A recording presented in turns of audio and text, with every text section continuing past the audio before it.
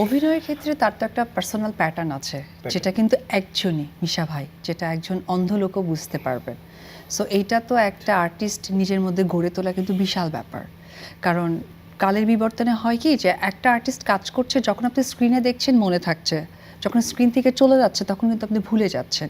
কিন্তু স্ক্রিন থেকে যাওয়ার পরেও মনে রাখার বিষয়টা কিন্তু খুব ইম্পর্ট্যান্ট। ওটাই কিন্তু অভিনয়, এবং ওটাই ধরে রাখা দর্শকদের মাঝে, যেটা ভাইয়ের ভীষণভাবে আছে, যে মিশা ভাই, এটা বোঝাই যায়।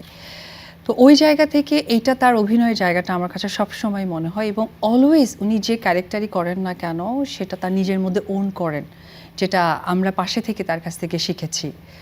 আর ব্যক্তিগত যদি বলা হয়, উনি একদমই একজন সিম্পল মানুষ। কারণ এত কাজ করেছি, মানে আমাদের এমনও হয়েছে যে কক্সবাজারে 4-5টা সিনেমার শুটিং একের পর এক সাইন হচ্ছে করছি, তখন বাধ্য হয়ে বাবুরা ভাবিরা হয়তো কক্সবাজার ঘুরতে গিয়েছে। তো তখন ব্যক্তিগত জায়গাটা দেখেছি, ভাইয়ার মাইনাস প্লাস জানি না, খেতে অনেক পছন্দ করে। আর সেকেন্ডলি হচ্ছে, খেতে বসলে পাশে যারা আছে তাদেরকে ইন্সপায়ার করে, এই খাও খাও, খাবে না কেন, এই এটা খাবো না কেন। আর একটা বিষয় যেটা আমি বলি, যে ভাইয়া প্রচুর হাসাতে পারে, মানে তার ভিতরে যে একটা গুপ্ত কমেডি আছে, লাইক এটা শুটিং শেষে বোঝা যেত যে সে এই বিষয়টাকে খুব মাথায় রাখতো।